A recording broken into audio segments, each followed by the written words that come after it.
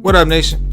Welcome to another edition of the Wise Take NFL DFS Wise Stream. CK013 here. You can find me on Twitter at CK_013.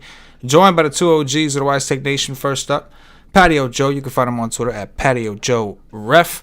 Joey Joe, good to see you again. Long time no talk. How you doing, bro? What's going on? I'm doing well. Let's see. On Tuesday night, I was in Tatooine. Last week, I think I was in Nashville. So today, I'm in the Dre's Beach Club in Vegas, one of the hottest beach clubs in night. So every week we're gonna wonder where Patio Joe is. So today I'm back in Vegas. You're like the modern Dre's day Beach Carmen Club. San Diego, bro. So,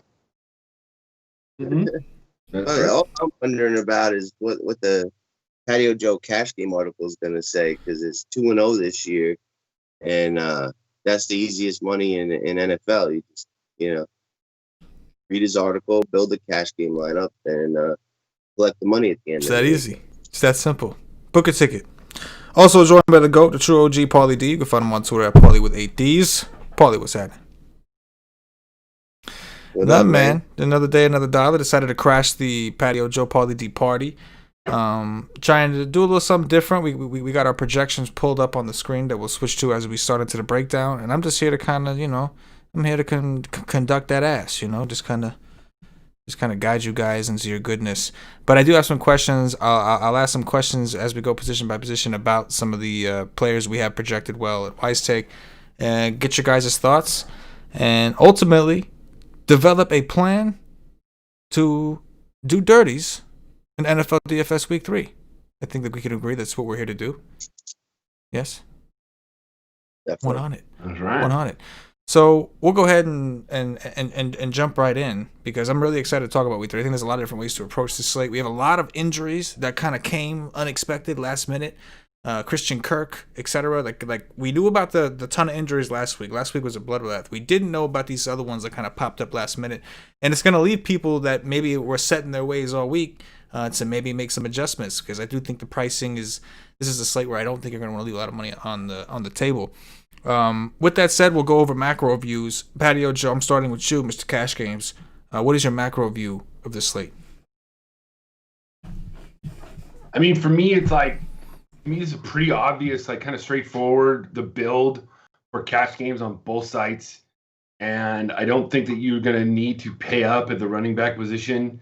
I think there's some good mid-tier options. And then receiver is going to be where you're going to want to hit it. And then there's pretty obvious choices at almost every position. And my player pool is pretty small this week compared to other weeks, where last week there was 10 receivers you could play. And this week there is, but it just seems like there's a little bit more narrow player pool this weekend. Yeah, I can definitely understand that. Paulie, what about you, bro? GPP life, heavy.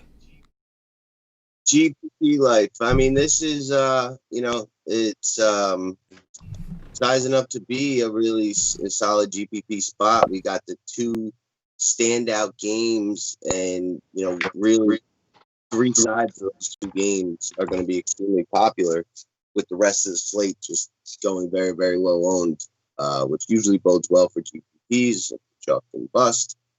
And we got a ton of games that have 45 and above totals, and for the most part, outside of 1 or 2 plays from those games, a lot of it's going to go very, very low, and especially when it comes to stacking, So I think the slate is loaded with opportunity for us to.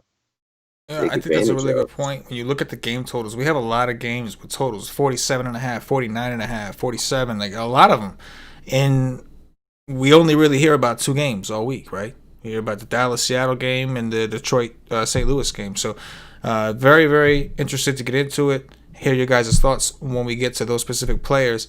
And it won't take long, because if we go to quarterbacks, which is where we're starting, right out the gate, we've got all these studs up top, starting with, Russell Wilson, Dak Prescott, Kyler Murray. Joey, I'm going to start with you, man, in terms of spending up a quarterback.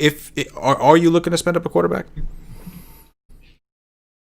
Yeah, I mean, there's really only 3 options in cash this weekend this week in quarterback that you'd want to go with. You can pay down if you wanted to, but there really just isn't like those high-priced options that you're going to want to fit in your lineup this week.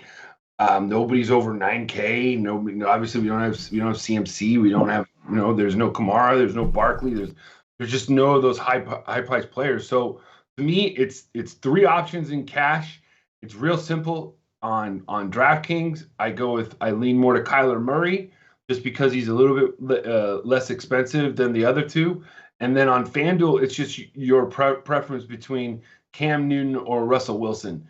I think that if you wanted to pay up a little bit more at other positions and put in Cam because he's $1,000 less than Russell, then that's fine. But I think it's very easy to build a very quality lineup just using Russell Wilson also. So there's really nobody else that I'm going to be looking at in cash games. It's those 3. I lean Kyler Murray in DraftKings. Cam Newton, probably I lean right now on FanDuel. But the thing is, I tried to make a lineup and it was still like I didn't really like it the way that it kind of it was too much money like left over and stuff. So I still might use Cam, but it's either Cam or Russ or Murray. I'm with it. Paulie D, what are your thoughts on the spend up quarterbacks? Yeah, like Joey said, there's just not a lot to spend up for at other positions. There's, awesome value that you can use to kind of go to the higher tier at all these positions. And, I think the handful that he mentioned are like the optimal options on the higher end. They're the ones that, most consistently and are most likely to put up a 25 to 35 point score. And, the guys that are just cheaper, could, but it's significantly less likely. And there's like no real reason to need to pay down other than getting different and getting exposures in tournaments. But, I do like the guys on the high end, Russ, Dak. I'm not as high on Kyler just because I don't think that Detroit will force him to rush as much as the first 2 opponents he faced that had good lines. And a lot of those rushing yards came from evading like a pass rush and then turning it into a run. So I'm just a little less high on him. The price is a little higher. I don't know if they're going to need to throw it as much. We just saw what Aaron Jones did to Detroit. I'm less high on him, but I still think he's one of the better plays on the slate. But, Russ, Dak, Cam Newton, Matt Stafford, I do like. And there are some guys that we'll talk about in value that are like, worth rostering. But in terms of optimal, it's those guys up there, and there's, it's not very hard to get. Yeah, I completely agree. It seems in cash games, I wouldn't overthink it. I'd probably play one of those guys. I know, Joe, you had some interest too, who we'll talk about in a second, in Cam Newton on FanDuel, where he's significantly cheaper than a lot of the other options, and I think that makes sense. Speaking of Cam Newton, we have him as the highest projected point per dollar quarterback after Kyler Murray. Again, that's not raw points, just point per dollar. And the amount of rush attempts, we just saw a game with him where he ran the ball 15 times. So when we talk about rushing, talk to me about where you put Cam Newton in the midst of all this, starting with you, Joe. I mean, your question with rushing wise, is that rushing general upside? I mean, like we talk about floor with rushing quarterbacks like Kyler Murray, who on DraftKings is going to be ridiculously high owned in cash games, rightfully so. Cam Newton, at least from a tournament perspective, he's $100 cheaper, so you're not saving enough to take that chance in cash on DraftKings. But maybe in turn, and I know to your point, I know on FanDuel, but Cam is significantly cheaper than Kyler Murray and those guys. So there's even more of a case to play him in cash over there. But on DraftKings, at least from a tournament perspective, I do think Cam's an interesting pivot, considering the flux in ownership. You got Kyler Murray, who's going to be probably the highest on quarterback, and you got Cam, who's $100 cheaper, who's also a rushing quarterback against a defense that I don't believe is very good. Just curious on your guys' thoughts on him. Well, okay, here's the thing that I don't think I see a stealing game for Newton, because I just don't think the Raiders are going to be good dance partners on Sunday. The Raiders are coming in on a short week. Jacobs and Waller didn't practice all week. They practiced Friday on a limited basis. They're going to play. But I just think Waller's going to get the Gilmore treatment, or they're going to try and lock down Waller on Gilmore. And we all know that there's only one man in the NFL that made Stephon Gilmore, his bitch, and we're going to talk about him later on. But I just don't see the Raiders like having to put up to where Cam's going to just have this like ceiling game. The one quarterback out of those three that I feel like can have that ceiling game is Russ, because I could see Dak, basically being the tennis partner that you want.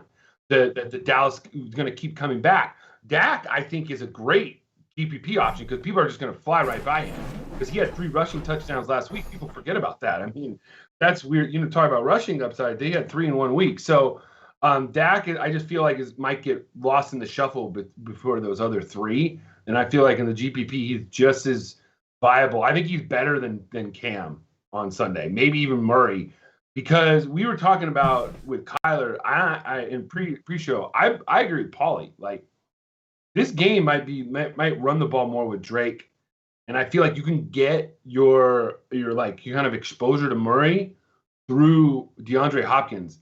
I've also been reading stuff that Matt Patricia defenses can hold down running quarterbacks. I haven't done any like deep dive research into that, but I think that's more of being with Belichick for years that they were able to hold down rushing quarterbacks. But I feel like out of all those 3, Russ has the highest ceiling.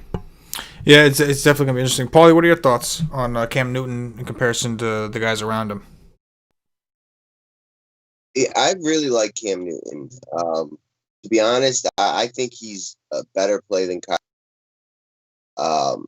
I think his rushing is like more guaranteed. I think that's like a big part of their offense. He doesn't have the weapons that Murray has. It's like, with James White still being out, they're like a 2-man offense with him and Edelman. And this game's got a 48 total. I think, we've seen, I don't think either of these teams' defenses are, very good at all. And I think we see a high-scoring game. And, Cam's going to be heavily involved in all of that, whether it's him throwing or him running. So I actually think he's a better play than Kyler Murray and probably the guy I would use in cash this week. Fair enough. Moving on to the mid-tier pay downs, whatever you want to call them, at quarterback. The next guy on that list, so we've got Kyler Murray, Cam Newton, Russell Wilson. In between, slightly above Dak Prescott, this is point per dollar. We've got Carson Wentz projected on DraftKings specifically as the 4th highest. FanDuel obviously at 7.6. He's a drop below a couple other people. Talk to me about some of the quarterbacks that stand out to you aside from these spend up options. Joe, I'm starting with you. On FanDuel, like guys like Ben and Trubisky are not that much further away from Cam Newton at 7,700. So I think Ben has a good ceiling. Trubisky's way more of a DK play than on FanDuel this week. I just don't see it for him. Stafford, I don't mind at 7,300 if you think that game is going to shoot out. And then the other guy, I think that I'm kind of haven't really heard much. I'm just kind of thinking maybe he might give something because they had a little bit of injuries in their secondary. But Dwayne Haskins for the Washington football team, he's 6,600 on FanDuel. We have one of the DBs was ruled out. Everybody's on McLaurin. Somebody's got to be throwing McLaurin the ball. People like Logan Thomas this week. Somebody's got to be throwing Logan Thomas the ball. So, Haskins at 6,600 on FanDuel is probably my best value option down there. Not really into the Justin Herbert train this week. I just don't think that he's going to have to throw it that much. And he's 7,200. If I'm going to pay down more, I'd rather just go with Daniel Jones against the banged up Niners. That's not actually a bad GPP play. Sure enough. Paulie D. Yeah. I predominantly will be spending up, but there's a couple guys. I mentioned Matt Stafford. Like, nobody's talking about the Detroit side. He's had a couple tough passing matchups. They were leading in week 1, and week 2 just kind of fell apart. He's getting his best weapon back, although I don't think he'll be 100%. But last year he put up 31 against this Arizona team and had multiple 30-point games until he got hurt. And I just can't see them doing much on the ground. If Arizona's leading, Stafford could be forced to throw in a ton, and could have that 30-point game. And some of the guys up top like Dak and Russ, maybe the run games do some of the scoring, and he beats them point per dollar. Carson Wentz, as you mentioned, at 5'8", I do like the pass offense. Just as like leverage off of Sanders' high ownership projection, and don't have any respect for Cincinnati's pass D. Think that could be a sneaky 3 or 4 touchdown game with a bunch of yards. And that's like it. Like I'm kind of like toying with the idea of maybe entertaining Kirk Cousins at 5'5", but these guys just aren't cheap enough from the guys we really like to be worth a ton of exposure.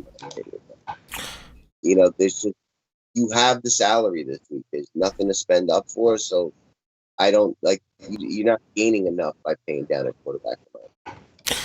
I could understand that. I do think we do have a significant amount of options that can compete. I mean, the expectation for a Wilson, Dak Prescott, any of these guys up top, even Kyler Murray, like, you don't expect them to go for 30 to 40 every single week. I mean, yeah, you're playing them because you're hoping they do, but in reality they won't, right? There's going to be games, even Lamar Jackson went for 26, 27 last week. So those situations are going to happen. So the question is, if you're going to pay down, can you find somebody that can match those ceilings, or at least on a point per dollar scale, come within range to where you're being rewarded for paying down? A couple guys I got my eye on: Carson Wentz, 5,800 on DraftKings, 76 on FanDuel. A lot of people are on the Miles Sanders train, and I am too. It's a phenomenal spot. But from a tournament mindset, looking for those kind of pivots, and I think that we'll see Wentz. Number one, his ownership's going to be low because there are so many other quarterbacks.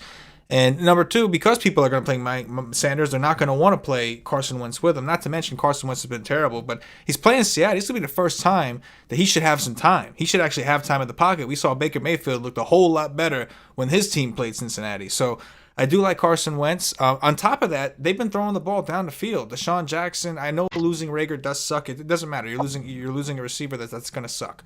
But you still got Ertz, you still got Goddard, you still got Deshaun Jackson, who, from an air yards perspective, I know it ranks among one of the best in the league. They're trying to throw the ball down the field, and they haven't had time. They're actually going to have time. So I think he's interesting. Mitchell Trubisky, who we briefly talked about, 5'7" on DraftKings, 7'5" on FanDuel. He's another guy that can run. They're playing Atlanta, man. I don't know. I just don't see Atlanta stopping anyone. So I actually think that I do not play Trubisky much, but this may be a week where I want to get some exposure to him because he's so cheap, and he has some of that rushing upside. Not the same as those guys up top, granted, but enough, I think. I just don't think Atlanta's going to stop anyone, especially in the pass game.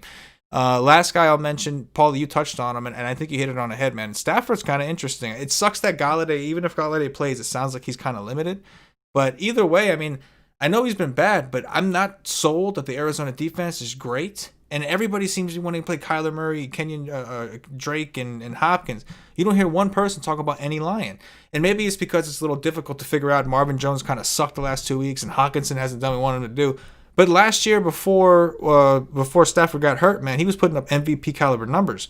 So I do think in tournaments it's definitely interesting to take that approach. Like you were saying earlier, Joe, maybe they go with the run game a little more, and maybe Detroit doesn't get blown out, which for some reason people seem to think is a definite, and Stafford's the one that has to throw a ton. And again, they're the ones being paced up here, right? Like, whenever we look for Arizona, one of the reasons we love Arizona is because we like to take players against them also, because they run so many damn plays. So I'm with it. I like it. We'll get different. We'll play some chalk, see which one wins out. But there's a lot to like. Plenty. Are we good to go over to running back? Anyone got any comments? Yeah. Let's do it. Joey, take us to the top of running back, man. What are you liking? Running back, I think that this is a week that you do not have to pay up for any of the top options. That's basically saying guys like Zeke, Dalvin Cook, Josh Jacobs, Henry, and Chubb, if you throw him in there too. I don't mind Chubb as a GPP option, but If I were to play any of those guys in cash, it would be Derrick Henry. I mean, he's gotten over 25 carries in the first 2 games. I know he hasn't done what we wanted to, and he was the chalk play of the week last week. But it's still, if I was still, that's who I would attack, would be the Vikings defense. But I don't think you need it. To me, I feel like the highest owned player on the slate is going to be Miles Sanders. He's going to be in my core. He's facing a Bengals team that just gave up like over 300, almost 300 yards to the Browns on Thursday night a week ago. They're going without 2 of their defensive tackles. Sanders is coming off of a game where he had 20 carries, I think, or 16 carries or something like that. He had over 20 touches. So, and there's really nobody else with Rager being out. It's basically the route, the people that are going to get the ball. They're not very many. It's going to be Deshaun, Sanders, Ertz, or Goddard. It's going to be one of those guys. So it's going to be Sanders. His price on both sides is really nice. 7,400 on FanDuel and only 6,400 on DK, which just makes him, probably my favorite running back play on the slate. And then the mid tier, other guys, James Conner. He's in a great matchup going up against the Houston Texans, which is more of a run funnel defense, is what they're talking about. They've been keeping them. Bradley Roby's been doing a good job on Tyreek Hill. They did a good job on Marquise Brown. So their secondary hasn't been that bad. So Connor got 16 carries last week, showed that he was the number 1 running back. Don't mind him. And then Jonathan Taylor on FanDuel is way too cheap. He is 6,700 and in a great matchup in the highest favorite on the day, going against your Jets that give up over 5 yards per carry. So those are my 3 top running backs on cash before we go into the value. Holla at your boy. You see me in the streets. Paulie D, running back me. Yeah, so I think there's a lot to like at all tiers. I do like Ezekiel Elliott. I just think, I don't even know where I stand on who wins this game. Like, I think the easy route is to say, Seattle's better and they're going to control this game and win. But, Dallas may have gotten, a motivational boost from that comeback win. And, there's a chance they lead this game. But regardless of the game flow, I don't see why Zeke wouldn't get his 25 to 30 touches. And he probably has the highest ceiling on the slate, you know what I mean? And the way that they're utilizing him, with this, ramped up pass attack, playing fast, he's getting the ball, he's going to get the red zone touches, he's getting the ball thrown to him, he's, just probably going to have the most touchdown scoring opportunities. What's not to like about Derrick Henry? Minnesota's defense is just god awful, and the chalk last week ends up doing well the next week. That's a common theme. The only negative thing I think I could say about Derrick Henry is it's not December, so I do like those 2 on the higher end, and as it goes down, there's a bunch of guys that I do like. Where should I cut this off? At Miles Sanders? That's good. Yeah, we can cut it, Miles. So, I don't think that Josh Jacobs is going to miss. And, I think he's, now with Ruggs out, in a potentially high-scoring game, we know where the ball is going to go on the Raiders. It's going to go to Jacobs, and it's going to go to Waller. And if the game is high-scoring, a lot of possessions, they're going to get a ton of opportunity, and I like the really low ownership opportunity on Josh Jacobs. I think Nick Chubb is a really nice play against Washington's defense, and I think it's a good pass rush defense. But other than that, I think that they're vulnerable.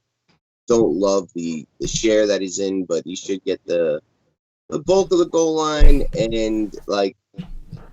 enough touches regardless of game flow. I think it's a really good Austin Eckler spot. No one's loving the fact that the backup running back got more carries. But, ultimately, I think he's going to get his touches and action through the air. I think the quarterback change is a positive for him in the pass game. And it's just an absolute smash spot against Carolina. So I like that. I do really like Chris Carson as like the leverage, sort of like Aaron Jones play of last week. Everyone's going to be looking to play those receivers and Russ. And, Chris Carson is going to get bulk of the running game, the goal line, and he's involved in that pass game as well. So he could be kind of like a sneaky play, and I love the price tag. Like if the game does score what the total says it is, it's like he's probably the most likely to have the touchdowns of the Seattle players. So the fact that he can do it through the air and on the ground at that price, at that ownership, that's very attractive to me. If you look at what Aaron Jones did last week, how can you not like Kenyon Drake, especially considering how many like massive ceiling games he did have last year? Like this would seem to be a really spot for him. I like Joe Mixon. I went too far, but I like a lot. I think running back is a position like last week we didn't have a ton. This week I think you don't really want to get married to one player because I'd say there's like 10 to 15 guys that grade out very, very close. And, finding the one that does outscore those guys, whether it's point per dollar or raw, is going to be key. And hopefully it's a lower owned guy that, helps separate you from the field. And I think there's a lot of those kind of options with Sanders and Drake likely and Taylor, the bulk of the ownership, and leaving these other guys very low. Yeah, it's definitely a lot of concentrated ownership at this position. And I want to say for good reason, because the players like Miles Sanders is a phenomenal spot. The players that are getting the attention, you understand why. However, it's odd to see the ownership projections that high, considering how deep the position is. I really like the Carson idea of using that as leverage. I expect Wilson to be popular. I expect Metcalf and Lockett to be popular. And the way that Seattle still scores their points without those guys smashing or not doing as well is, I agree with you, Paulie. I think that's the Chris Carson route, or at least that's the most logical, easy to see. It could very well be a tight end. It could be Russ running it in for 3 touchdowns. But the Carson one definitely is something you can kind of see happening. Joey, what about value, man? Talk to me about some of the value running backs that stand out to you on FanDuel. I mean, there's more like we're talking about Drake. Like Drake's he's 6,500 on FanDuel, which is a pretty good value for his price. He's $200 less than Taylor, so that's where I cut her off. But I feel like Drake is even a better price on DK. He's less than Sanders, and if you think that they're going to run the ball, then Drake has got to be in play.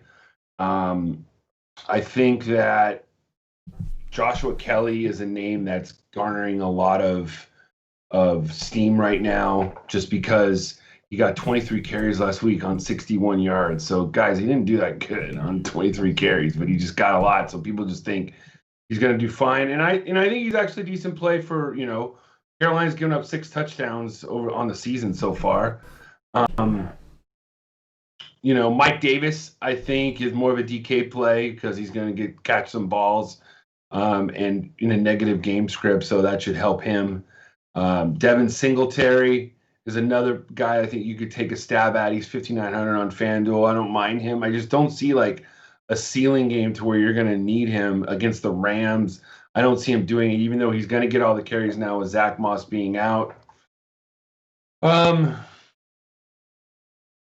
That's about it. I mean, you could talk about maybe. I don't mind. I think if you really wanted to go, you're doing a GVP lineup and you really wanted to pay down at running back, the guy I would be going for is Jeff Wilson Jr. I feel like he's in the Niners system. He has a lot of experience before. He's going to be getting the lion's share of the carries.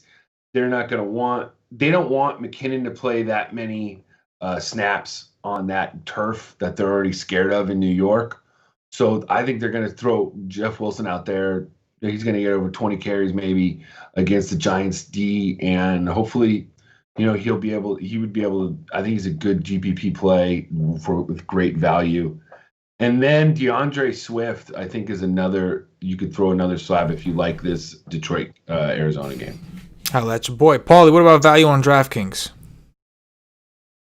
So I really like Jeff Wilson against the Giants. I don't think Jerick McKinnon's going to have like a bell cow role. I think they're going to go to Jeff Wilson to play like the Mostert role and keep McKinnon in that, third down passing, handful of carries kind of role.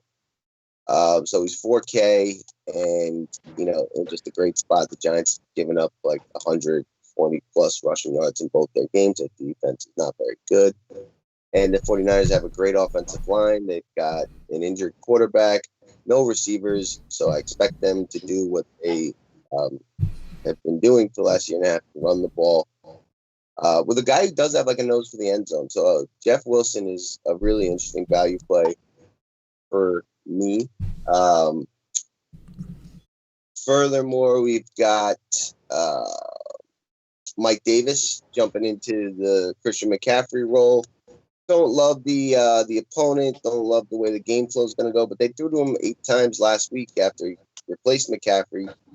8 for 74. I mean, that right there is 15.4 points. That's 3x. That's without any rushing. I mean, and that was in half a game. So, he's really appealing to me with a team where there's really only, 2, maybe 3 guys to compete with touches on the offensive side.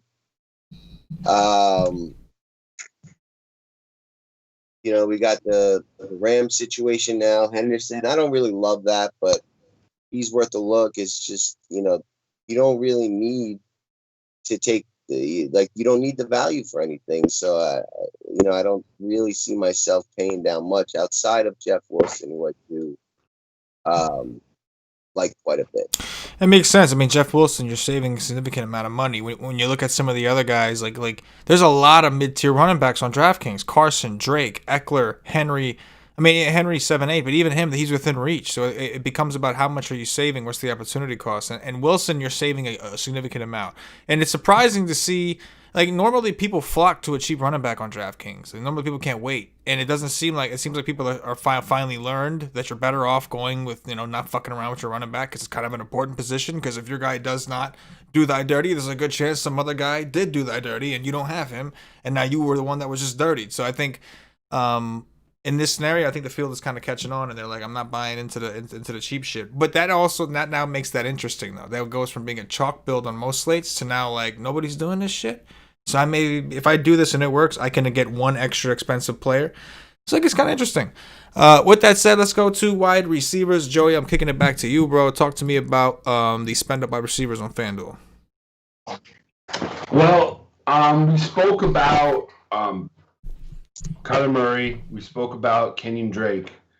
But the guy I think that you should have in your lineup is DeAndre Hopkins. I wrote in my cash game article that I think that you should have in your cash game at least one of Murray, Hopkins, or Drake. So if you were to just do Murray and Hopkins, that's fine. Don't do Drake and Hopkins. Don't do Drake and Murray. If you're going to do Drake, do that alone. That means you're going with another quarterback or something. But to me, I feel like if you can get you'll get most of all what Murray does through Hopkins, as we spoke of before. He's 8,500 on FanDuel, and he is only $500 more than Calvin Ridley, who I think would be in a better spot if Julio played. Do you agree, Paulie? Yes or no? 100. Yeah. So if Julio's out, I like Ridley even less. So to me, I feel like, you're going to be choosing between Hopkins or Ridley. And there's nothing that says that if Julio's out, Ridley can't put touchdowns. I mean, every game that he's had over 8 targets, he averages over like 22 or 23 FanDuel points. So he's money. And I'm not saying he's not, but I would think a good contrarian play to both of those guys, if you're going to switch it, it would be Chris Godwin. To me, he's going to be facing off against a rookie corner in Denver, And people are thinking, well, he came back from injury. Is he going to be okay? He had a concussion, and he was cleared like Monday of this week, Monday or Tuesday of this week. Like, he's ready to roll. And at 7,900, like, I just don't think, I think people are just going to see what Ridley did, see Hopkins $600 more, and they'll just forget about Godwin. And so to me, Godwin makes a great GPP play, good contrarian play in that. And then I'll cut it off at 7K, and then we can go down after that. Like, to me, the only other guy around 7K and above that really tempt me, Juju Smith-Schuster is in a good spot. I feel like Deontay Johnson is going to be Bradley Roby's assignment, so Juju's going to have a good spot. And then Cooper Kupp is the other guy, a 7,100. The Bills have just been getting destroyed against slot receivers all year. Saw what Jamison Crowder did last week, and then the week before, or last week it was Gesicki and the Dolphins, and then the week before that it was Crowder in week 1. So Cooper Kupp at 7,100, roll him out there too. Yeah, I actually just recently got into Cooper Kupp a little bit, just but hoping to take advantage of the Bills' vulnerability at the slot. Paulie D, talk to me about the spend up receivers on DraftKings, brah. Yeah. Hold on 1 second. I'm just trying to clarify something. I'm trying to see the Cooper Kupp, Robert Woods slot percentage, but I'll have to dig a little deeper into that. But I feel like Woods is running more out of slot. I don't know like why I think that, but I feel like I heard that or read that somewhere. So I just want to verify that before making that decision. But I think they both do run out of the slot, but I think Woods is playing more out of there this year. I could be wrong, so we got to find that out. But in terms of the spend up receivers, yes, DeAndre Hopkins, like, he seems like the hardest of the chalk plays to get off, in my opinion. Just the total, the volume that he's getting, and now with Kirk being ruled out, just takes away any like real vulturing threats. There's a chance that they fall behind and this guy gets like 20 targets, and Arizona trying to come back kind of situation. And just like they're basically like using him as like a short route guy, and like for DraftKings, the point for catch is just he could really rack up points in this situation even without a touchdown. He's hard to get off. I'll have a bunch of him. And, then it kind of gets a little bit ugly with the Julio situation, not really into Calvin Ridley at this price. And the fact that Julio might miss and he may draw the worst matchup. Tough to like Stephon Diggs with how good the Rams secondary is. Do really like Adam Thielen. I like both guys from Seattle. And then I think this is a Odell Beckham blow-up, I think. Washington is nothing special in the secondary, and he's clearly been winning the market share through the air, and I think he could have that sneaky low and blow up game. Definitely think Allen Robinson's in a good spot, and I do have interest in those Rams guys. I'm kind of cutting it here at around the 6K range, but I'm not in love with anything on the higher end of this outside of Thielen and Hopkins, who I think just have such locked-in market shares of the pass game and potential to be trailing in games that really good. Right?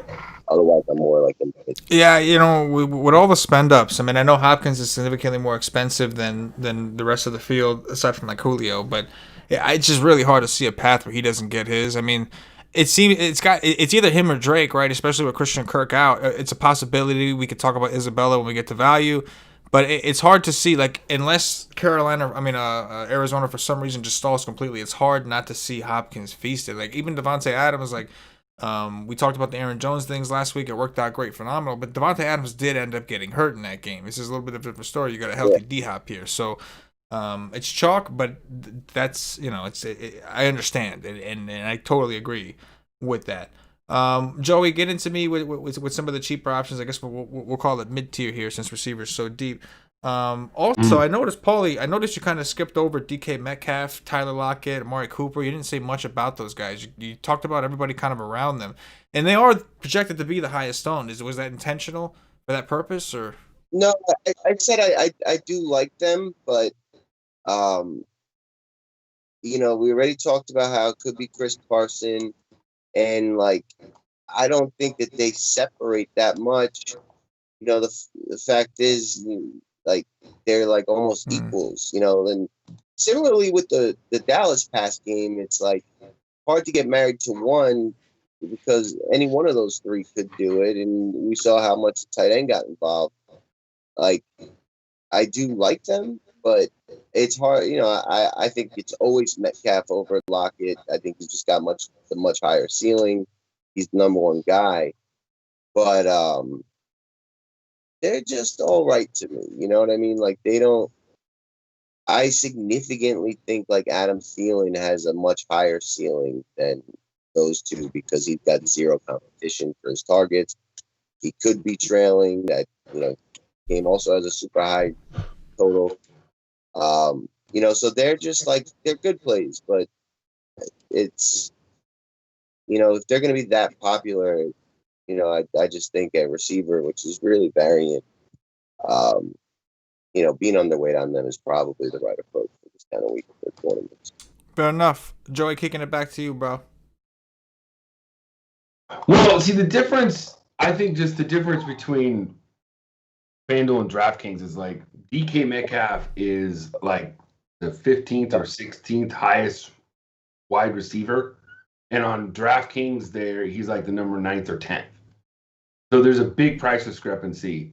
And to me, like the mid-tier, man, that's where I feel like you want to live. There's 4 guys to me in the mid-tier that stand out. Obviously, my boy DK, he is obviously I'm like the leader of the fan club. I've been talking about him. He has a great matchup. I mean, both of them went like 4 for 90. Both games he basically had this almost the same exact game, and almost the same exact targets and everything. This week, I think he gets his easiest matchup. He proved that he's almost matchup proof. So I like that. The other receiver, Allen Robinson at 6,900. He's got the great matchup against the terrible Atlanta secondary. If you're not going to start him against this secondary, who are you going to start him against? It's like his last shot. With Trubisky, he's got to do it. Tyler Lockett, obviously, we spoke about him. I like him more as a DK play always because it's more of a full point PPR. Like you said, DK has more of a chance to score. And then another guy I think might come just a little bit under the radar is Terry McLaurin. Coming off of a great game against Arizona, but now he gets the Cleveland Browns. He's the only guy that's going to be thrown to besides Logan Thomas. And Denzel Ward is out for the Browns. So I feel like if they're going to keep it, it's going to be Terry McLaurin. So in the mid-tier, it's those 4 guys, in my opinion. Oh, that's boy. Paulie, mid-tier. Yeah, I mean, this position is just so deep and, there's just a lot to like. Let's see. Terry McLaurin, looks like the number 1 and 2 cornerbacks for Cleveland are going to be out. He's clearly the number 1 guy in that option. Game scripts should be going his way. And, the guy's just a very good chance for 10-plus targets, 100-plus yards, and possibly a touchdown. CeeDee Lamb at that price feels super safe, especially if they're trailing and the volume that he's getting through the pass game. Corey Davis against Minnesota, with no, what's his name? AJ Johnson or whatever his name is. AJ, whatever. AJ Brown. Yeah, AJ Brown. I do got my eye on Deshaun Jackson. I think this could be the blow-up spot at home against Cincy. Didn't think I'd say this, but Russell Gage is like my favorite Falcons receiver. There's a lot to kind of like in the mid tier. I think DJ Moore, this could be the spot with no McCaffrey, likely trailing to the Chargers on the road. They should throw the ball a ton. He's amongst the tops of receivers in air yards. I do like the two receivers in that Rams game. Who else in this mid tier? That's probably it for mid tier. I'll cut it off around the 5K range, but and Julian Edelman, right? Had his career high in yards. He's like, basically option 1 and 2 in that pass offense. I mean, Cam is like, there's a chance they're trailing. That game's supposed to be high scoring. There's no, what do you call it? The passing running back, James White. So he's interesting too, and probably not going to get any ownership. There's a lot. The receiver's very, very deep, but those are some of the guys I like. I mean, the whole slate seems kind of deep at this point. I mean, quarterback was while it's concentrated, the ownership's concentrated, but the slate's deep, and that's what makes this slate so interesting for tournaments. I'm just going to talk about. I'm just going to point out two things real quick. I think you guys did a great job covering a lot of it. Currently, leader in air yards in the league, AJ Green. Third on this list, Deshaun Jackson. I think that game, again, I know I talked about it at quarterback. I think that game's got shootout potential. AJ Green does have a tough matchup, assuming Darius Slay is going to shadow him. But in general, I think it tells you that both these teams are trying to move the ball down the field. And I think that's very interesting from a tournament perspective for upside. Also, one other thing I'll point out, and we can transition this into value, but Julian Edelman and N'Keal Harry both actually project fairly well for us. Obviously, N'Keal Harry's got a higher rating on a point per dollar scale because of his price, which should take us into value. Talk to me about N'Keal Harry. I just thought it was interesting because we did talk about Cam Newton a little bit, and it just so happens that not only does he project well, but two of his receivers also project well, and it makes sense, right? His targets are pretty concentrated between those two guys, especially with no James White. Joey, I'm kicking it to you. Talk to me about N'Keal Harry first, because he's projected to be pretty popular as a value play, and then talk to me about the other value that you like, bro. Yeah, I mean, I don't mind N'Keal Harry. He's somebody that you feel like you just go to Edelman, and then you probably wouldn't need him. But at 5,300, he's right there with the guys like CeeDee Lamb at 5,600. I feel like he's a good value. He's the one I feel like he's my favorite receiver out of all this game. And if you want to get a piece of this game in your cash game, because I feel like it's going to be highly owned at somewhere around there. I think that where's the other guy I was looking at? I can't remember now. Oh, Golden Tate. No, Darius Slayton. He's the guy that I think is really in a great position. He's facing a terrible corner in Emmanuel Mosley. I feel like if there's one receiver as the Giants, it's Slayton. I also don't mind Anthony Miller going against Darqueze Dennard as a dart throw. He did terrible the other day. So, heat warning. He didn't do anything. And then I think Mike Williams has a good chance to score a touchdown this week for the Chargers. I like that. I mean, Herbert's definitely better for Williams. I mean, that we could agree on, right? And Mr. Tight End Tyrod. Shout out to Tyrod, though. Hopefully everything's all right. That's a fucking crazy situation, man. You can. Isn't that insane? I mean, shit. That's just crazy. Paulie, value, receivers. Yeah, so there's honestly a lot to like down here.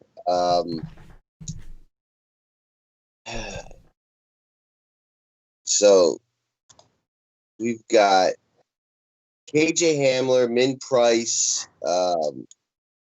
There's a chance that Judy's out as well. And even if he's not, he got 7 targets last week. He's probably going to be trailing against Tampa Bay. The kid, was a freak, super fast talent at Penn State. As they could give him the ball on reverses, screens. Just they don't have a ton of other playmakers in that offense right now. Lindsey's hurt. So, at mid price, that's very, very attractive against a mediocre Tampa Bay secondary. And Damiere Byrd, we talked about the other two Patriots options. He got 9 targets last week with James White out.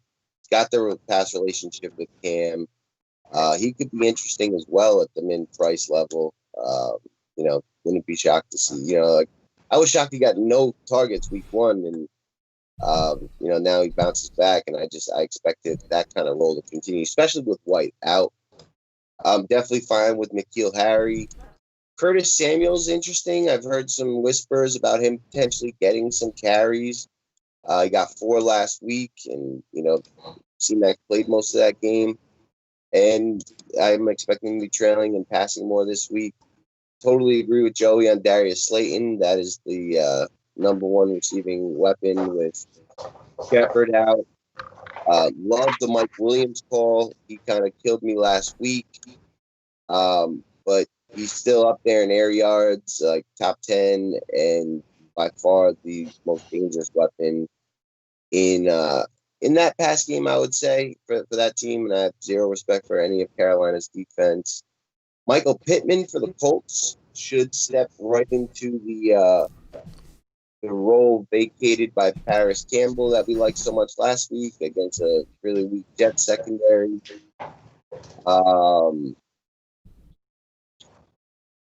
We've got now Anthony Bella emerging as a potential value option for Arizona. I think he just kind of steps right into Kirk's role. Those are my favorite value plays. There's some others as well, but those are the ones I'm most locked in on. I definitely think the Isabella one's very interesting on DraftKings. Very cheap, and if he does get the ball, it's going to be down the field. I think he slides right into Kirk's role. On the other hand, Kirk wasn't exactly tearing it up, so it's not like this team is connecting on those kind of plays. You have D-Hop trying to give him the ball, but I do think for that price, you make Christian Kirk almost the minimum, and it's a little bit of a different story. With that said, I got one guy I want to ask your guys' opinion about. He crushed me last week, but I can't help but be curious here. As a Jet fan, I know the team, and it's bad. Listen, they're not good right now defensively at all, but they should be really fucking bad against the pass. Like against the pass, like their defensive backs, no pass rush. Like the pass should really be where they're struggling. T.Y. Hilton is like 5,600 on DraftKings. He's cheap across the board. He dropped a 44-yard touchdown pass last week. He's had a case of drop. He's had some drop issues. On top of that, after he dropped that pass, Rivers really didn't go to him again much. And now part of that was because they decided to run the ball a lot. Minnesota was really struggling offensively, so they didn't have to throw. But they're in a similar situation here, except for the fact that I think Hilton is kind of that leveragey play if you didn't like Taylor, who's expected to be really popular. Because if it's not Taylor, then Paris Campbell's hurt. You kind of expect it to be at home where Hilton's played better. Maybe a guy like him. What are your guys' thoughts on Hilton? Joe, you first. Well, he was also quoted that he said that after the game he went home and talked to like his grandma and like she set him straight and now he's better. That's what he's. Hey man, you don't fuck with Grandma Ma. You know what I mean? I'm just saying. I know. I know. I don't mind it. The blow up is waiting to happen, and he's going to be facing the Jets, so I don't mind it. The one guy that I think that you have to maybe pay attention to is that if Julio is out, Russell Gage for the Falcons becomes way more relevant than maybe even Ridley. Yeah. I think Paulie said that was his favorite Falcons receiver as of right now. I'll let your boy. We'll go over to tight end. Joey, back to you. Actually, first, I'm sorry, Paulie. I did want to hear your thoughts on Hilton first, and then we'll kick it to tight ends. I honestly didn't give him very much thought, but it's actually a great idea. People saying he's lost a step, he's 30, he's dealt with injuries all his career. That's possible, but no reason not to get 10% of him as a 2-3% leverage play on that chalk, and at home on turf, that's where you want to play him. I think we'd prefer for them to be likely trailing than likely leading, but still, get him the ball in the open field. He's still very, very hard to tackle. I'm all right with it. I don't think I'd go any more than like 10%, and even that might be higher, but, great. Add another receiver into the pool, guys. Exactly. That's what I'm here for, just to ruin your life. That's all day. We'll go over to tight ends, Joey. Take us to the top, man. Yeah, tight end this week I think is just pay down. You don't need anybody up top. I mean, so Paulie will probably be like, there you go, contrarian as you pay up. But Kittle is out. Waller is been hurt, and I just think he's going to be shut down by New England. So that might be a place to go if you want to get off the grid. Zach Ertz and Goddard, you could make an argument that Goddard has been more productive than Ertz the last 8 or 9 games. Higbee, I feel like you might be chasing points a little bit. I think Henry has a good, safe floor, but not a huge upside. So I'd rather just pay down. Jonnu Smith, 5,600. I don't mind. I think him and Corey Davis are just going to be the ones that are going to get the targets. Do you want me to just do the whole position? Yeah, man. Yeah. Might as well. Okay. Dirty style. Jordan Reed, I think, also is in for another line of. He only played like 20 or 30 snaps. They're not playing him that many, so I feel like he's got to get his production, or he's not going to get it. So I'm not going to be all in on that. Last week he scored 2 touchdowns. It didn't kill me, but I could see why people went there. Goddard is a decent GPP option, and then the 2 guys for value I like is obviously Logan Thomas. He leads all tight ends in red zone targets and is second in targets total. He's facing the Cleveland, who got torched by Cincinnati in their tight ends last week. So I don't mind Logan Thomas at 4,900 if you want to pay down. And then the other guy is, no pun intended, but it was only a small sample size, but Drew Sample for the Bengals. He is 4,800. He's stepping right into the CJ Uzomah role. He's a rookie. He got got peppered with targets after Uzomah was out. 9 targets, 7 for 45. And now he's facing a team that has given up 4 touchdowns or 5 touchdowns in 2 games to the tight end position. So at 4,800, Drew Sample is a great value also. Yeah. Free sample, Paulie D. Tight ends.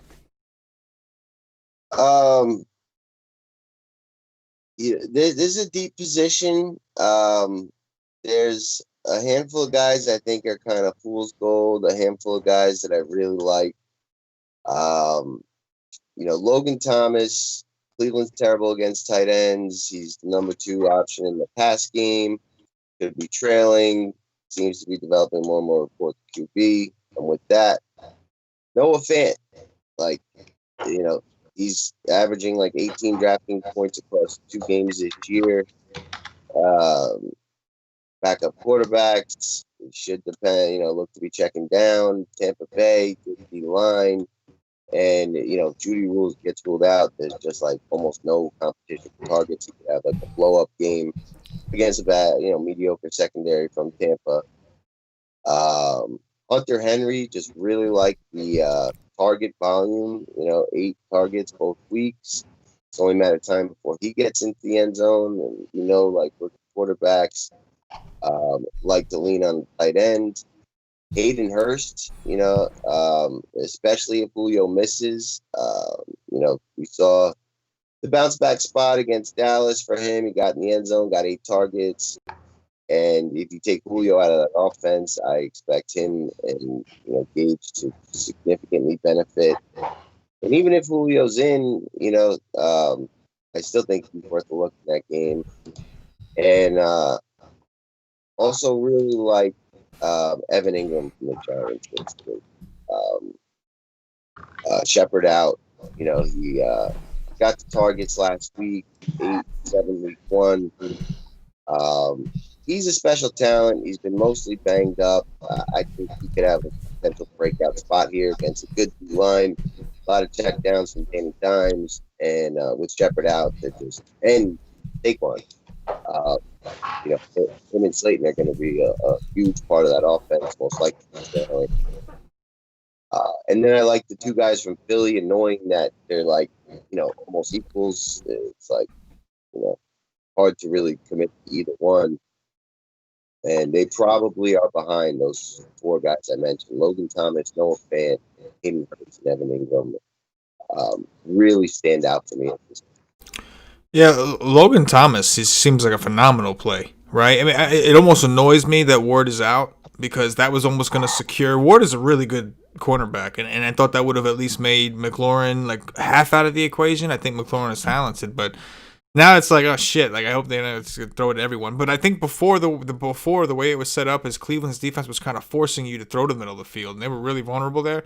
So I still like Logan Thomas. I mean, I think the targets are real, and they're trying to incorporate him. He's athletic, used to be a quarterback, blah blah blah. But it's like half annoys me. Maybe it works out better because now it's just a mess, and like now they forget about the middle of the field. Now they're worried about McLaurin. But it almost like, I don't know. Anyway, Ertz, I agree. This whole Ertz Goddard thing is getting real fucking annoying. But this is a really good spot. And again, more Philly receivers is a little more leverage, whether with or without Miles Sanders in the lineup. It's still going to give you Sanders ownership being up. It's going to probably lower the rest of his teammates. I like what you guys said on Hayden Hurst, especially if Julio's out. I do think that as good as the Bears defense is, I think the tight end is a place they could be exploited. And we know Atlanta likes to use them. And one of the more interesting pay-ups on the slate, want to be a baller, like Darren Waller. No Henry Ruggs, right? A little, New England, say what you will. I know New England's known for taking out their best player. Number one, they have Jacobs to worry about. And number two, this New England team is missing a lot of their middle of the field type players, man, right? They're missing Dante Hightower, who opted out before the season. Patrick Chung opted out. So I'm not saying that they're a bad defense necessarily, but I think that there may be some holes over the middle of the field. And if anyone's going to exploit them, it might be this freak of an athlete, Darren Waller, who plays like a receiver and is built like a tight end. Holla. I totally forgot about him, and like I don't think the injury is real, though he didn't practice Wednesday and Thursday, which is a little bit concerning, but it could be a short week thing and like how valuable he is going to be to that offense with Ruggs out. But 35% market share in that pass game, it could be trailing. I think this game shoots out, and they got no one else to throw to but him. So, I feel like the industry's being lazy with Belichick always takes out the best option on the team. Like, I don't give a shit. They don't got any other choice. He looked great last week, and he's the spend up for sure at this position if you are, and gonna be. I think it'll be pretty low owned, but we do have to check in. He finished that game healthy. I'm like surprised he's on the injury report and missing 2 practices, but maybe there's something there that I'm unaware of, and hard to go too heavy on him with all those other pretty solid options, and him, that if he's got an injury, that's going to hurt. It's really surprising to see how good they have done offensively with minimal weapons, and it's possible that they do come back down to earth and get blown out, and no one does well in their offense. But I'm kind of betting against that. Though it's certainly possible for sure. Definitely a possibility. Okay, we'll touch on defenses after that. We're gonna have. I'm gonna have you guys pick your favorite games going into the week, and then we'll kind of take it from there. I want to stick with your guys' format because I like it and it's dope though. So, defenses, Joey.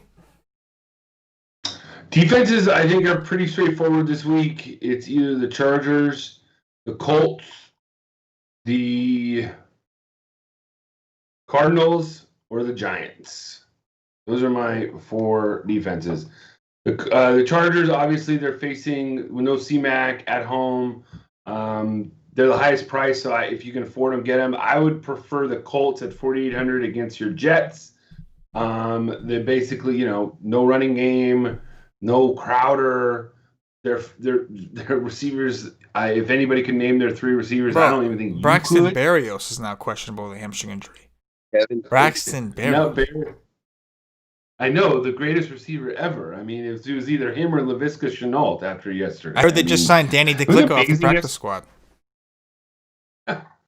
So, it wasn't that amazing. Chark gets ruled out, and all of a sudden Twitter just is ablaze for Shenault, thinking he's gonna set the receiving record last night. It's amazing. Anyways, the Cardinals, I just like their defense. I think they're playing well. Another defense that might sing, the Buccaneers against Driscoll. I could see him, getting some sacks, causing some turnovers and stuff. And then the Giants, this is just a beat-up Niners squad with Nick Mullins. The Giants are playing at home. It's more of a gut play than anything. No doubt, no doubt. Paulie D, what defenses tickle your fancy? So I do agree on the Giants as like the cheap option. I think any lower than that is pretty ugly. But the Giants are like top 7, I want to say, in sacks. Only 2 games, but that's promising. Beat up O line, mediocre quarterback with minimal practice time and like almost no weapons on offense. That does make sense as the pay down. I think Washington is also interesting in that middle range. They've got like 11 sacks, and I do think that the Browns quarterback is prone for making some mistakes. Cardinals have looked good. Chargers against Carolina with no C-Mac. That seems to make a lot of sense. Browns against Washington. Browns pass rush has been awesome. And the Steelers against Houston's pretty poor O-line. One of the best pass rushes out there. And normally I like to pay down at D, but again, we got a salary this week. It almost feels like similar to quarterback, where the pricier teams have just like such higher floor and ceiling combinations versus the cheap teams. It, kind of makes sense to just lock in some security at the position. I mean, does it get more secure than the Colts at home against the Jets? With no, I don't love. I know what you mean. Like I know what you mean. Like I'm never, every year I hear the Colts defense is going to be better, and like I just don't buy that shit anymore. And like, listen, they do look better, like right, they do look better. But Jacksonville still went out there and did dirties. They couldn't do it to Miami, but they were able to do it to them. Like the 49ers got 1 sack against the Jets. Yeah. Leading the whole way. Game script was in their favor. Yeah. Like, I don't know. I think the Colts is a trap. They're crazy expensive on both sites. Like, I don't like them at all. Just putting that out there. Dropping dirties. I like it. And they're very popular, right? I would think that people will try to get them. I mean, it seems like an automatic 10. That's what it looks like. I mean, I'm with you. I'm suspicious about finding money to pay up for a defense, and like I don't know. I could see the Jets just troll City, and again, like I'm not talking about the Jets are going to put up points. I can just see the Colts not scoring enough. Like if they finish with just a 10, that may not be enough if you paid all that money for them. Like I agree with you from that aspect that we could be, in a situation where we would rather see on FanDuel though, the lineup it's so cheap to get. Then it's like, why not? Yeah. You know what I'm saying? Like I think you can. That's why I think they'll be popular. Like you can pay, you can pay down for the other ones. It's just like, what are you going to be improving if you do? Exactly. That's the question. I just don't know if there's much, That is the question. It is very thin, so it doesn't seem like, I got to spend an extra $300 for my defense. You could probably find that somewhere because it's just such a deep slate. So that's another way to look at it. Don't disagree. I think the Steelers are significantly safer than the Colts because Houston has given up a ton of sacks already. They're known for that over the last 2 years. The Steelers have such a good pass rush. They're fully healthy. But it's still like Deshaun Watson, though. Right, yeah. I think the Steelers have more upside. But I think that because Deshaun Watson is going to throw the ball down the field. He is going to take shots. He's going to get sacked because he's going to try to scramble. He's going to run himself. The Jets, like, it's hard to envision them really taking too many chances. So, like, from a ceiling perspective, I agree with you, Paulie. But from an upside, from a ceiling perspective, I agree that I think Houston actually has more. Pittsburgh has more ceiling. Because even if the Jets are down by 40, I don't see them throwing bombs, and I just don't see it. Who are they going to throw it to? You know what I'm saying? Like, who the hell? So I don't know. I'm kind of torn. I feel like the Colts feel safe for your floor. That sentence to me, like, you don't see the Jets taking a ton of risks. Like, that's where the big, like the defensive points. Of course, from. But in terms of safety, though, right? Because you start with 10 points out the gate. The Jets have to actually score a touchdown to hurt the Colts' score. And, like, who's more likely to score a touchdown? The Colts lost to the Jaguars and gave up like 28 points to them. The Jets are missing Le'Veon Bell. They have Frank Gore as a starting running back. They're missing Brashad Perriman. They're missing Crowder, and now they might be missing Braxton Berrios, who is like the last hope. I don't know if Darnold's ever thrown to these guys before. You know what I mean? So like, there's a strong possibility. Now Herndon is the wild card, right? Colts have been good against tight ends, but Herndon's the guy that you're like, all right, we thought it would happen last week, and for whatever reason, Gase decided that they didn't want to make Herndon a part of his game plan. And Herndon did have a drop in the end zone. There were a couple opportunities that he fucked up also. But I'm just the argument of safety. Now, listen, from a DPP perspective, I agree with you, Paulie. I think Pittsburgh will be lower owned because people may not want to attack Houston. And I also agree that I think Houston, because Houston takes more chances, I think there's more upside involved. But if I'm going to make a bet now, who's going to most likely score a touchdown, the Jets or the Texans? I'm betting on the Texans to do that, right? So to me, I think the Colts feel like if I was playing cash games, I would try to get to the Colts rather than settle on the Steelers. With that said, in tournaments, I do like the idea of the Steelers better because I think they have more ceiling, more big play up potential, if you will. And let me ask you this. You're just talking football. This is almost a must-win for game the Texans. For the Texans, like literally, they are going to 0-3, and the Titans could almost go 3-0. Like they'll be down 3 games on the Titans just to start the season. Like that's not what you want to do. Like this is a must-win game for the Texans. I don't like. I'm not saying that Paulie's wrong, but I would take Colts defense just because they're not gonna. The Steelers could also get you 0 too. Like you could see Deshaun going off. You know, I mean they're gonna get sacks. I could see that. I'm not saying that. You know, it's just 4 sacks. That's 8 points. Even if you give up some scoring, you get 2 points a sack on DraftKings.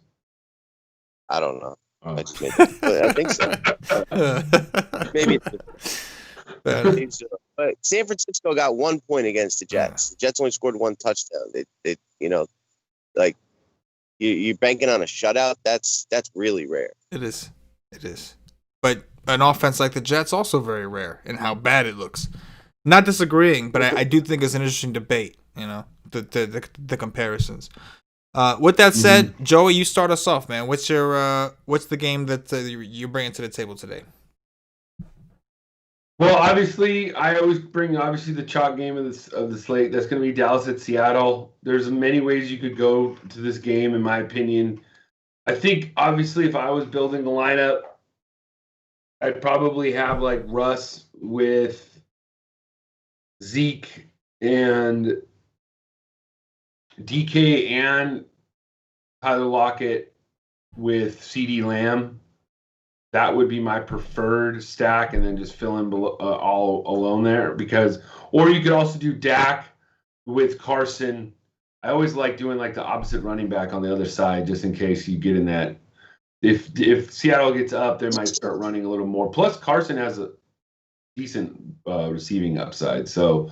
And then I don't mind. CeeDee Lamb. I think CeeDee Lamb is probably my top receiver. Then Gallup, I like secondly, just because of being contrarian. People aren't going to go there, and he's been really close to blowing up. So, and then Cooper, you can always have. I'm not on Schultz at all because I just feel like Jamal Adams is going to be on Schultz, so I don't like that. And then if you wanted to throw a dart throw, David Moore. For Seattle isn't bad either, just because he caught a touchdown pass. He can get 1 or 2 and make value. Like Dix, Paulie. Yeah, honestly, the Patriots-Raiders game is probably my favorite game because, high total, sneaky low ownership outside of Can, and it's like, we know exactly where scoring is going to come from on both sides. So if the game shoots out, those 4 or 5 players are like clearly going to be the reason for it and have all the bulk of the scoring at very low ownership. I'm with it. I think it makes a lot of sense. Mine, real quick. You guys probably could have already guessed because I mentioned it 3 or 4 times throughout the show. Eagles, Bengals. I think something's there. A lot of air yardage. A lot of bad defenses. A lot of shit going down. That's my thoughts. And don't forget, guys, Patio Joe writes the cash game article at wisec.com for premium subscribers. Paulie D writes the GPP breakdown. I write a core plays article. So while we break this down, we give you everything we got on these shows, and we appreciate y'all. Make sure you come back to wisec.com, book a ticket to Screenshot City, see what we all land on. Articles will start going up tomorrow, between tomorrow and Sunday morning. And you can come and find out what we ended up landing on, for sure. If you guys haven't hit the like button, please hit the like button. Appreciate those of you hanging out with us. It's currently 1 a.m. on the East Coast, and y'all going strong in there. So hit the like button, subscribe to the channel if you are new. Welcome. Hit the notifications bell, of course. Don't miss out on any of the free content that we do. Joey, what else you got for us? You guys normally give it like 2 core plays or such? Yeah, core play. I'm gonna roll with Miles Sanders in the running back spot, and then the other running back spot, I'm going to throw in Jonathan Taylor. Those are going to be my 2 core plays on FanDuel. Boom. Paulie D, which I know it's early to ask for a core with all the news coming and things we got to get into, but preliminarily. Preliminary. Yeah, you like that. Sounded good.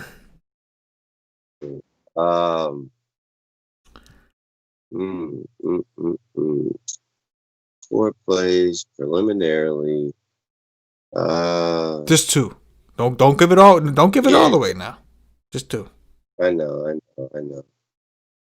I know it's hard to narrow down. Very, very hard to narrow down this week. I completely agree.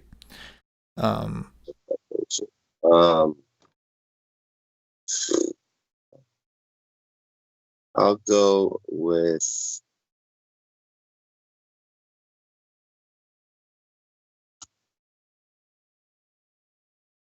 Cam Newton and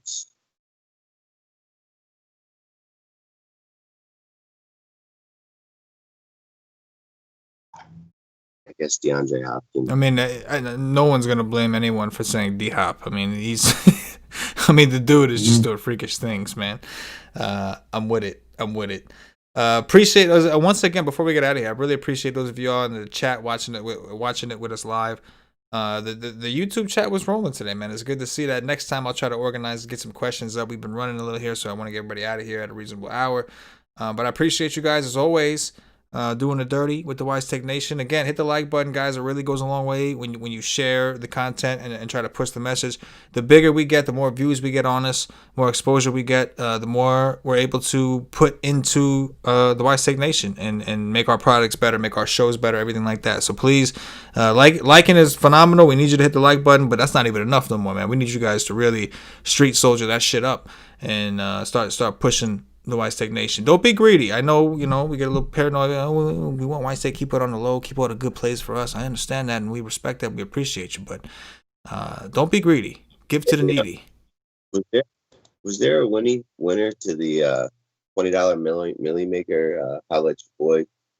Not yet. I'm glad you brought that up, though. We are still running the contest. Free $20. Tried to give it away on Twitter. Didn't get a ton of responses. We're still doing it. It's not too late. We're going to put everybody's name into a little thing and randomize something. And we're going to pick a winner, somebody to give $20 to. We'll probably do it tomorrow, actually. Or Saturday. Today. So most of you that are watching this, it will be today. So go check us out at Wise_Take. And we will, probably do something on Twitter where we pick a winner. So that Wise_Take, you'll find the pinned tweet, like it, retweet it, reply with your favorite running back, follow us on WiseTake Wise_Take, and man, try to win $20. We're trying to give away $20, man. That's the Millie Maker entry. Go get it.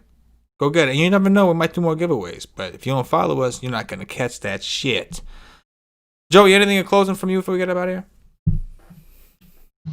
No, man, I'm good. I think I'm going to take my survivor pick this week. My survivor pick is going to be the Colts this week. I'm taking the Colts. $1 for $1. Paulie. Survivor. I will take who else do I like? Give me the Chargers, and Sunday's amazing. It's gonna be great. Monday night, Chiefs Ravens. Wow, that's gonna be a fun showdown slate. It's gonna be a fun one. That'll be fun. Loads and loads of it. Once again, appreciate you, Nation. Wouldn't be here without you. For Patio Joe, for Paulie D, myself, the entire White Tech Nation, as always, good luck. Peace. That's it. See.